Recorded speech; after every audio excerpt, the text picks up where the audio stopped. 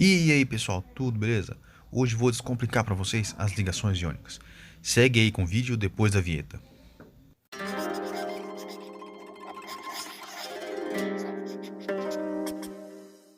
E aí meu povo, tudo beleza por aí? Aqui, tudo beleza? Vamos lá para mais um vídeo, só que antes vou pedir para vocês, hein? Deixa o seu joinha no vídeo, se inscreve aí no canal e espalhe o vídeo para todo mundo, hein? Beleza? Então, bora lá! Antes de continuar o vídeo, vou pedir para vocês, se liga no meu Twitter e no meu Instagram. Hoje vou falar para vocês sobre as ligações iônicas, que é uma das maneiras com que os átomos se ligam entre si. No vídeo anterior eu falei sobre as ligações químicas, por que elas acontecem e por que os átomos fazem as ligações. Se você não assistiu o vídeo, vai lá antes e depois volta aqui para assistir esse vídeo sobre as ligações iônicas. A ligação iônica, também chamada de eletrovalente ou heteropolar, é uma ligação que ocorre entre íons. Na ligação iônica, há uma transferência de elétrons de um átomo que doa elétrons para um átomo que recebe elétrons. No exemplo, o átomo de sódio doa um elétron para um átomo de cloro, Formando dessa maneira um íon positivo, o cátion sódio, e também um íon negativo, o ânion cloreto. Dessa forma, os dois átomos atingem o octeto, ficando com a mesma configuração de um gás nobre. O sódio doou esse elétron para o cloro, então vamos tirar ele daqui. Como aquele elétron foi doado, essa camada não existe mais. Agora o sódio possui só duas camadas, então vamos contar os elétrons. 1, 2, 3, 4, 5, 6, 7, 8. Temos 8 elétrons na última camada do sódio, então aqui o sódio atingiu o octeto. Ele está igual a um gás nobre, ele está riquinho, ele está se achando. Com aquele elétron que o cloro ganhou do sódio, nós teremos aqui 1, 2, 3, 4, 5, 6, 7, 8. o cloro também ficou com a aparência de riquinho, ele está feliz, ele está estável, ele atingiu o octeto.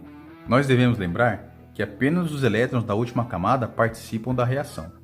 Então nós podemos fazer aquela representação de uma maneira mais simples. Essa representação em que nós mostramos os elétrons na última camada de cada átomo é chamada de notação de Lewis. Como os cátions e os ânions possuem cargas elétricas opostas, eles se atraem e mantêm-se unidos pela ligação iônica. No caso do sódio e do cloro, essa união tem como resultado o cloreto de sódio, o sal de cozinha. É importante notarmos que entre os átomos neutros do sódio e do cloro, e da substância composta formada por eles, o cloreto de sódio, existe uma grande diferença entre eles três. Por exemplo, o sódio metálico ele é altamente reativo, ele explode em contato com a água e ele pega fogo espontaneamente no ar. O gás cloro, cuja fórmula é Cl2, ele é um gás altamente tóxico e verde. E esses dois elementos, quando se juntam, formam um terceiro mais diferente ainda. Todo mundo conhece o sal de cozinha, então você sabe que ele não explode e que ele nem é um gás tóxico. Você sabe como ele é, você sabe que ele é aquele pozinho branco que é salgado. Vou mostrar para vocês mais alguns exemplos de ligações iônicas. O cloreto de magnésio. O magnésio ele tem 2 elétrons na sua camada de valência. O cloro, como a gente já viu, tem 7. O magnésio, para atingir o octeto, tem que doar 2 elétrons, então ele vai doar 1 para 1 cloro.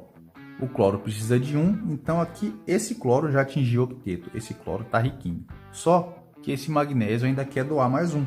Então o que ele vai fazer? Ele vai procurar outro cloro com 7 elétrons e que vai receber mais 1 elétron. Beleza? Então aqui todo mundo atingiu o octeto. Vamos prestar atenção que na formulação do composto iônico é importante que as cargas dos cátions e dos ânions se neutralizem. Então, mais uma vez, vou pegar o exemplo do cloreto de magnésio. O magnésio ele tem 2 elétrons em sua camada de valência. Então, para atingir o octeto fica muito mais fácil ele perder os 2 elétrons. Todo átomo que perde elétrons fica com carga positiva.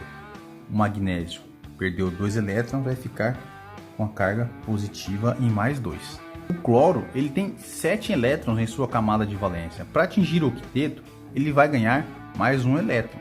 Todo átomo que ganha um elétron fica negativo. O cloro ganhou 1 elétron, ficou negativo em menos 1. Para a gente saber quantos átomos eu vou precisar de cada elemento, nós apenas cruzamos a carga e a carga de um átomo vai virar um índice de outro átomo, indicando quantos átomos de cada um eu vou ter no composto. Como resultado, teremos MgCl2. Dá uma voltada no vídeo e você vai ver que nós tivemos que usar 2 átomos de cloro e 1 átomo de magnésio para formar esse composto iônico.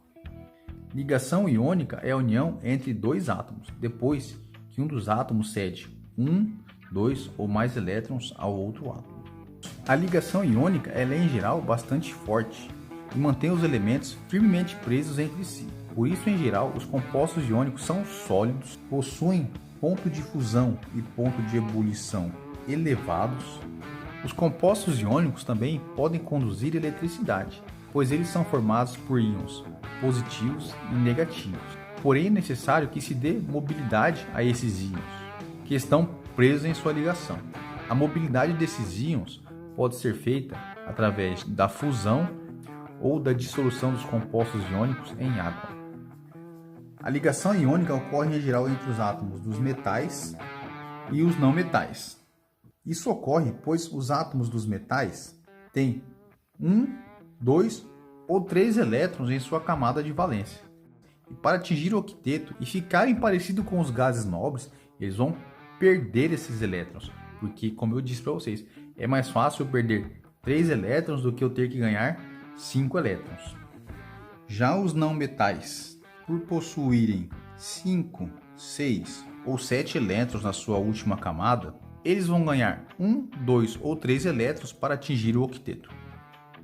Se olharmos a tabela periódica nas colunas A, 1A, 2A, 3A até a 8A, nós sabemos que o número da coluna corresponde ao número de elétrons na camada de valência. Então, os elementos da coluna 1A têm 1 elétron, 2A, 2 elétrons, 3A, 3 elétrons, e assim sucessivamente até 8A, que são os gases nobres que têm octeto completo.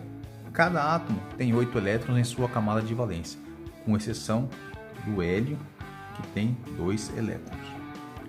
Os elementos da coluna 4A, vocês já devem saber, têm 4 elétrons em sua camada de valência. Como eles têm 4 elétrons em sua camada de valência, eles não têm nem a tendência de ganhar nem de perder elétrons. Por isso, eles farão outros tipos de ligações para atingir o octeto. Os elementos da coluna 4A geralmente não formam ligações iônicas. Quando um átomo perde elétrons, o núcleo passa a atrair esses elétrons que restaram com mais intensidade. Isso faz com que o raio do cátion seja menor que o raio do átomo original. Vou mostrar para vocês o exemplo do sódio. O sódio tem número atômico 11, então ele tem no seu núcleo 11 prótons. Quando neutro, ele tem na sua eletrosfera 11 elétrons.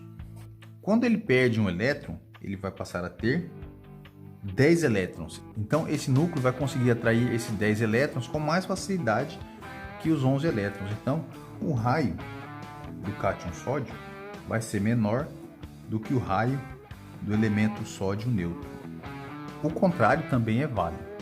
Então, no caso do elemento neutro cloro, teremos um raio atômico.